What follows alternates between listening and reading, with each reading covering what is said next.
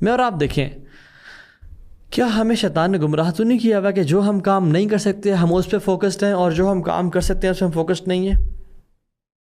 کیا شیطان نے ہمیں گمراہ تو نہیں کیا ہوا کہ ہم پتہ نہیں کس مائنڈ سیٹ کو فالو کر رہے ہیں کہ ہم قرآن کو پڑھنا اور تہجد میں غزہ کے لیے اور فلسطین کے لیے اور مسلمانوں کے لیے دعائیں کرنا اور اپنے لیے اپنا اللہ سے کنیکشن اسٹرانگ کرنا اور اپنے آپ کو نا وہ ایک ٹریننگ کرنا اپنی کہ جب وقت آئے گا تو اپنی جان مال سب قربان کرنے کے لیے تیار ہو جائیں گے، اس سب کو اسکپ کر رہے ہیں because of something which we کی ناٹ اچیو رائٹ ناؤ.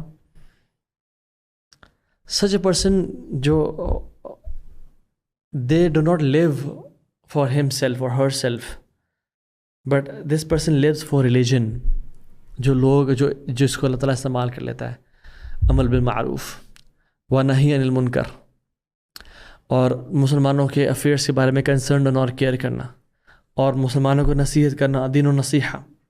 اور جب مسلمان خوش ہوں تو خوشی محسوس ہوتی ہے، اور جب مسلمان غم میں ہو تو اسے غم محسوس ہوتا ہے. He is always advising, guiding, influencing people around him to the خیر. یہ تکلیف میں ہوتا ہے جب فلسطین، افغانستان، چائنا، کشمیر کے مسلمان پین اور ایگنی میں ہوتے ہیں، اور سوڈان کے، اور یہ خوش ہوتا ہے جب مسلمان کو فتوحات ہو رہی ہوتی ہیں. And he is always seen خیر کا کام کرتے ہوئے.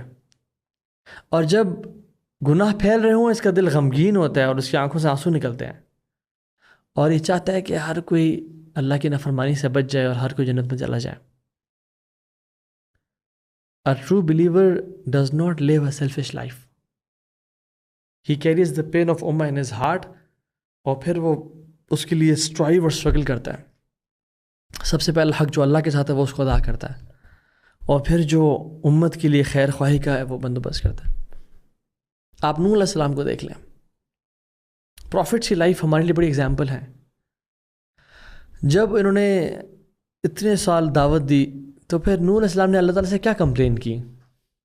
رب انی دعوت قومی لیلا ونہارا فلم یزدہم دعائی الا فرارا وانی کلما دعوتہم لتغفر لہم وجعلوا اصابعہم فی اذانہم واستغشوا ثیابہم واصروا واستکبروا استکبارا.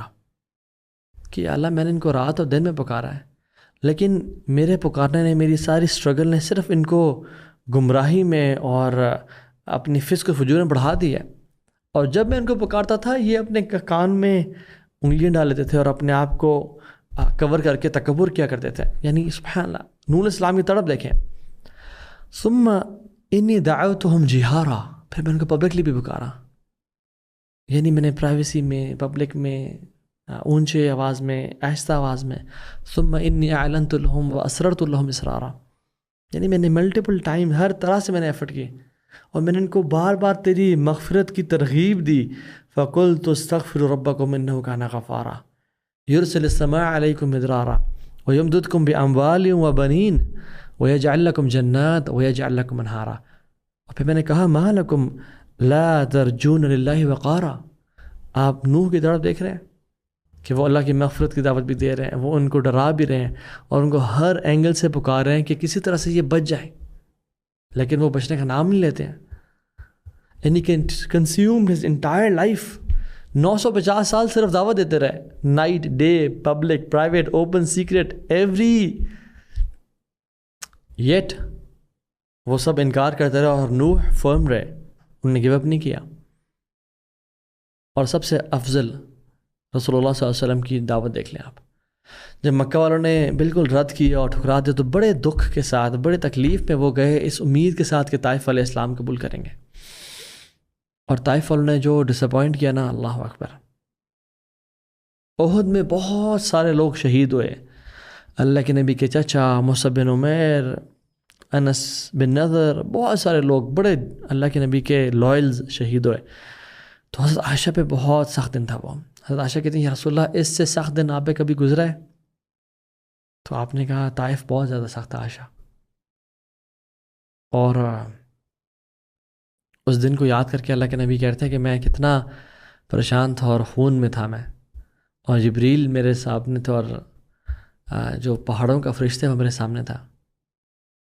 اور پھر اللہ کے نبی نے کہا اللہم انی اشکو الیک ضعف قوتی وقلت حیلتی وحوانی علی الناس، یعنی اپنی کمزوری کا اللہ سے اظہار کیا کہ میں کمزور ہوں، میرے پاس سپورٹ ہی نہیں ہے اور مجھے کن لوگوں کے حوالے کر دیا گیا ہے۔